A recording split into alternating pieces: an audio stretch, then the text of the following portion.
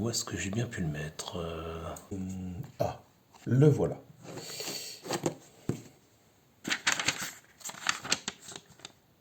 Qui ne connaît pas aujourd'hui le livre de la jungle de Rudyard Kipling, écrit en 1894, le premier et le second volume, et de son héros légendaire, Mowgli, enfant sauvage recueilli par les loups. Ce personnage faisant intégralement partie de notre culture populaire a été mis en scène bien évidemment dans de nombreux films, mais en particulier ceux de Disney, et également dans les jeux vidéo, comme ici sur la première console de la Nintendo, mais évidemment dans tout un tas d'autres livres pour enfants, ce personnage étant un de ceux que l'on affectionne le plus dans le monde féerique de Disney. Misère. Alors, qui était Rudyard Kipling? C'était donc le fils de Alicia MacDonald et de John Lockwood Kipling, professeur de sculpture, qui dès 1865 sera nominé pour travailler à Bombay en Inde. Et c'est là que naîtra le petit Rudyard, et où il passera la majeure partie de sa vie. Même s'il n'a pas vécu majoritairement en Inde, il se sentira toujours plus anglo-indien que véritablement anglais, ce qui effectivement tout au long de sa vie lui posera des petits problèmes d'identité et d'allégeance à la couronne.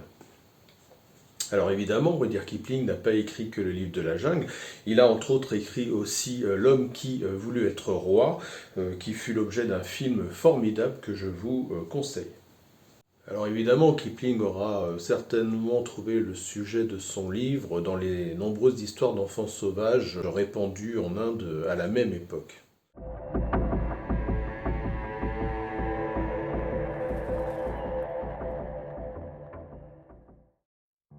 On pourrait citer cette histoire tragique du jeune Dina Sanishan, un enfant loup découvert en 1872 par un groupe de chasseurs à Uttar Pradesh.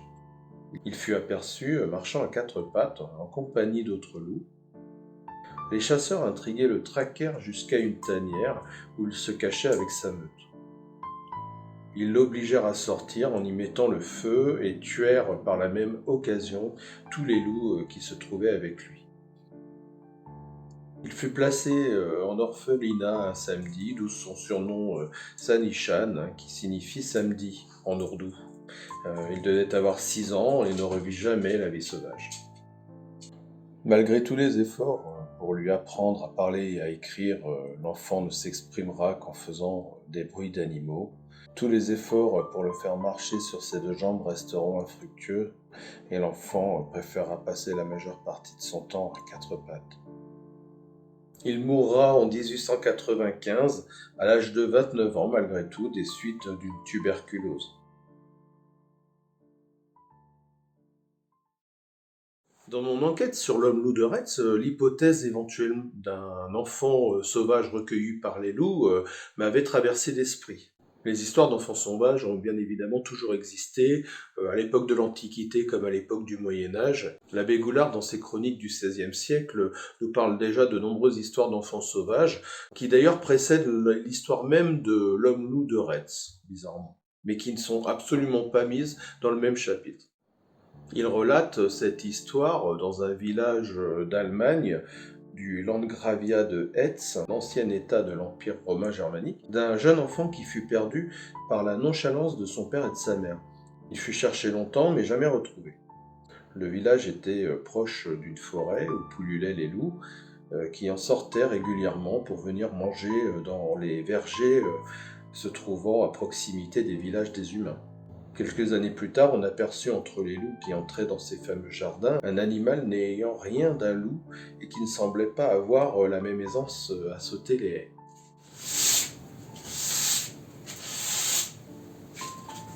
La scène fut observée plusieurs fois au grand étonnement des paysans qui finirent par conclure que la bête était d'une autre espèce. Ils en firent part au gouverneur du lieu qui leur commanda de prendre la bête vive et de la ramener, ce qui fut fait après de grands efforts. Les paysans présentèrent au prince une bête à l'allure féroce et se déplaçant à quatre pattes comme un loup. Au milieu de l'assemblée, prise de peur, elle se cacha même sous un banc et se mit à siffler et hurler comme une bête. Or, ayant découvert en lui quelques traits, quoique défigurés de face humaine, le prince commanda qu'il fût nourri parmi les hommes jusqu'à ce que l'on puisse connaître ce qu'il était exactement. Les personnes en ayant la charge s'y employèrent tellement que l'animal commença à s'apprivoiser et à se tenir debout, puis à marcher. Il finit par parler distinctement, et autant qu'on s'en souvienne, il raconta et confessa avoir vécu dans une fosse avec les loups, qui le traitèrent avec douceur et lui laissaient toujours la meilleure part de leur chasse. Laissez-moi vous conter également cette histoire de Lambert de Chassenabour en l'an 1544. Dans un quartier de Hesse, un enfant âgé de 3 ans fut emporté, nourri et éduqué par les loups. Lorsqu'ils apportaient des proies, il laissait toujours la meilleure part à l'enfant qu'il déposait autour d'un arbre. En temps d'hiver et de froid, il creusait une fosse qu'il tapissait d'herbes et de feuilles pour y installer le petit et l'entourait pour le réchauffer. Puis ils le contraignirent à marcher sur les pieds et les mains et de courir comme eux. Une fois repris, on le réhabitua à se tenir sur ses 2 pieds et à parler. Il confessera avoir toujours trouvé la conversation avec les loups plus agréable qu'avec les hommes. Il fut amené et présenté en spectacle à la cour de Henri Landgros de Hesse. Dans la même année, en la métairie des Chazelles, un enfant de 12 ans, suivant les loups dans les forêts proches, fut pris durant l'hiver par des gentilshommes qui chassaient le loup.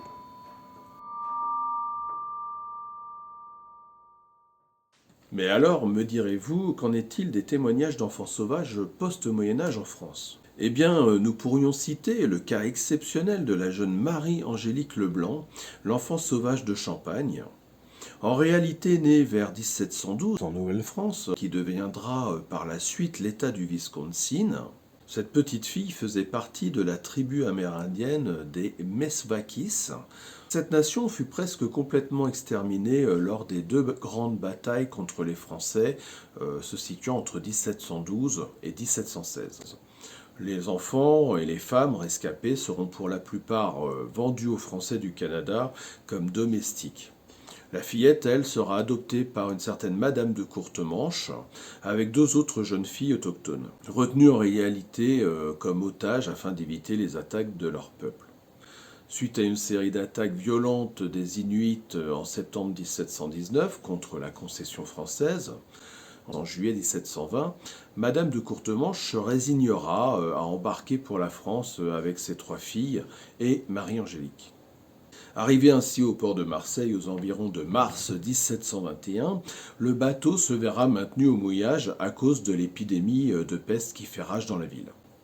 Les mois d'attente se succèdent et ses dettes de nourriture s'accumulant, Madame Courtemanche, qui considérait Marie-Angélique comme sa fille, fut contrainte, entre juillet et septembre 1721, de la confier à un certain Sieur Olive, le propriétaire d'une filature de soie à Marseille.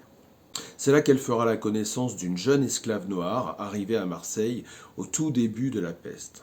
Alors qu'elle y subit des maltraitances et probablement un viol, Marie-Angélique restera d'ailleurs à jamais terrorisée qu'un homme la touche, elle décide de prendre la fuite avec la petite fille noire. Elle est alors âgée d'à peine 9 ans. Toutes 2 traversent sans mal une Provence dépeuplée par la peste. Elles se cacheront et passeront ensemble 10 longues années de survie en forêt. Durant ce temps, elles ne communiqueront que par des gestes, des cris et des sifflements, s'enfouissant sous terre dans des terriers d'animaux pour se protéger du froid et des hommes.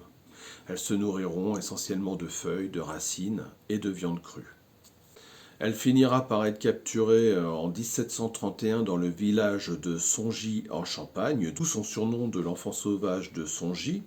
Elle sera seule car malheureusement son ami d'infortune avait été abattu peu de temps avant d'un coup de fusil par le seigneur du lieu. Elle avait seulement 20 ans. Marie-Angélique, quant à elle, est alors âgée de 19 ans. Elle est retrouvée dans un état d'ensauvagement avancé et faisant preuve d'une extrême violence lors de sa capture. Elle sera recueillie par le châtelain local, le vicomte d'Épinois, puis sera transférée tout au long de sa vie d'hospice en couvent, où elle bénéficiera du soutien de la protection de nombreuses personnes. Comme le duc d'Orléans, cousin du roi, qui lui versera même une pension durable de 1744 à 1751. Ou encore par l'ancienne reine de Pologne, Catherine Opalinska, qui falsifiera son acte de baptême, la rajeunissant de 9 ans et ainsi effaçant son lourd et long passé sauvage qui effrayait les autorités civiles et ecclésiastiques. La France et Paris sont en proie à une grande misère. Le 22 septembre 1753, la reine de France Marie Lesinska reçoit Marie-Angélique dans ses appartements privés de Versailles. Elle la sauvera de la misère en lui octroyant une pension annuelle de 240 livres qu'elle fera perpétuer dans son testament. Un ouvrage sur sa vie paraîtra en 1753, en pleine époque des Lumières. Tous se passionneront pour l'histoire de ce qui reste encore à ce jour un cas unique d'enfant sauvage qui, découverte dans un grand état de régression comportementale, a retrouvé ensuite une complète résurrection intellectuelle, apprenant à lire, écrire, s'exprimant distinctement dans un langage parfait. Elle mourra en 1775 sans héritier, en laissant un patrimoine estimé à l'époque à plus de 10 000 livres, alors que les gages d'une servante étaient d'environ 150 livres par an, en laissant une dernière énigme derrière elle sur sa mort subite. L'histoire de cette femme me fascine. Cette héroïne au destin hors du commun mériterait, pour ma part, d'avoir son histoire racontée dans une grande épopée cinématographique. Alors je ne peux évidemment pas parler d'enfants sauvages français sans parler du cas du jeune Victor de l'Aveyron, bien plus connu que Marie-Angélique Leblanc. Il aura laissé une empreinte dans la mémoire populaire à travers les nombreux ouvrages qui lui ont été consacrés, mais surtout grâce au film L'Enfant sauvage, réalisé par François Truffaut en 1970, et de la mémorable interprétation de Victor par l'acteur talentueux Jean-Pierre Cargol. Victor, c'est un enfant aperçu dans le Tarn en 1797, alors qu'il devait être âgé de 9 ou 10 ans. Alors il sera capturé seulement 2 ans après et recueilli par une veuve du village de La Cône, d'où il s'enfuira au bout d'une semaine. Alors, durant l'hiver 1799, il passera du Tarn à l'Aveyron et entre le 6 et le 8 janvier 1800, il sera débusqué par des chasseurs alors qu'il circule nu et voûté dans les bois. Mais il reprendra à nouveau la fuite et on le retrouvera une semaine plus tard chez un teinturier du nom de Vidal dans le village de Saint-Sernin-sur-Rance. L'enfant est alors décrit comme marchant à quatre pattes, faisant des gestes désordonnés, il ne se nourrit que de plantes et il est velu, sourd et muet. Il est envoyé dans un orphelinat, puis le ministre Lucien Bonaparte réclamera son transfert à Paris, où il sera livré à la curiosité de la foule et des savants.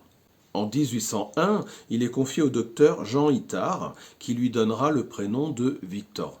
Pendant 5 années, il mettra tout en œuvre pour réinsérer socialement l'enfant, mais échouera dans cette tâche.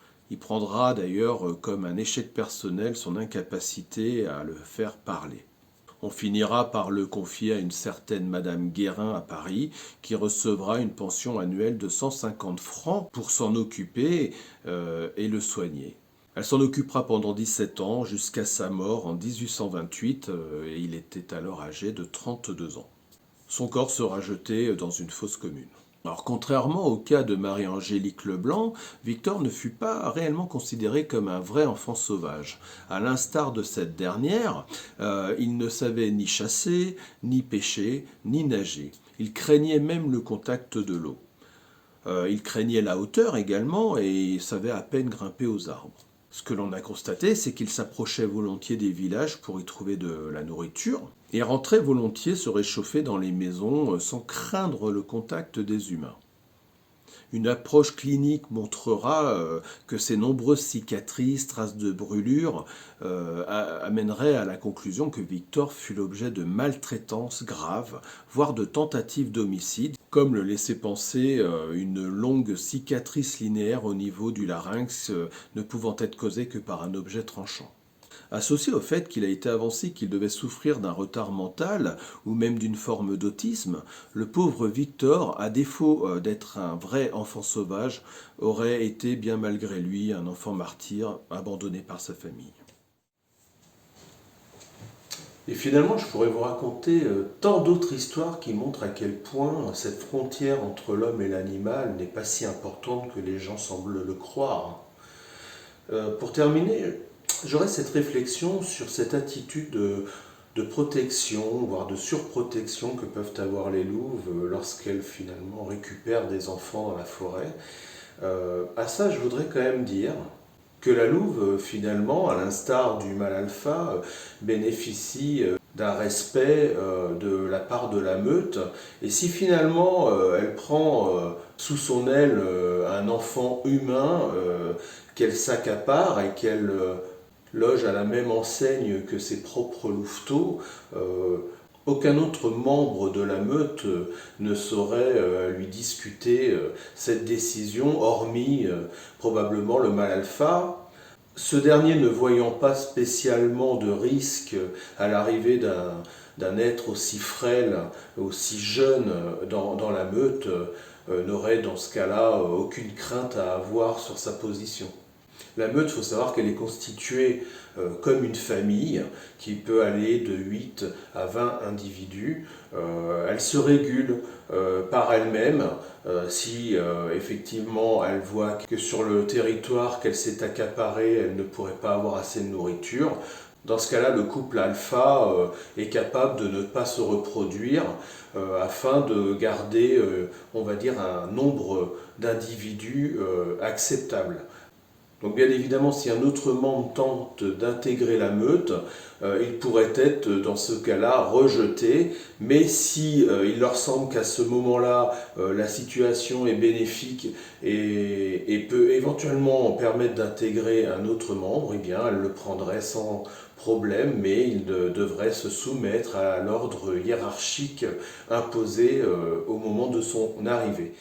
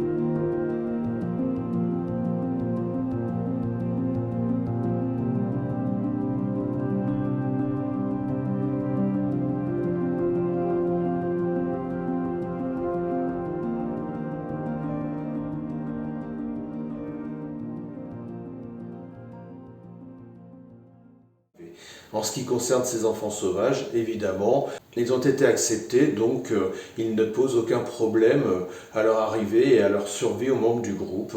Et il sera protégé, nourri, comme tout autre membre de cette hiérarchie. Alors les histoires nous ont montré que la plupart du temps, ils bénéficiaient de la meilleure part de la chasse, et ça c'est quand même une attitude extraordinaire, parce qu'ils pourraient être relégués à l'ordre des sous-fifres, en tout cas des membres moins importants de la meute, et dans ce cas-là, se nourrir des morceaux les moins frais et les moins nourrissants. En tout cas, merci d'avoir suivi cette vidéo. Évidemment, si vous voulez d'autres histoires, vous inquiétez pas, j'essaierai de vous en fournir. La prochaine fois sur un autre sujet autour des loups, voire des loups-garous, il est possible que je fasse une vidéo sur la lycanthropie. En tout cas, en attendant, merci de continuer à me suivre et je vous dis à bientôt et prenez soin de vous.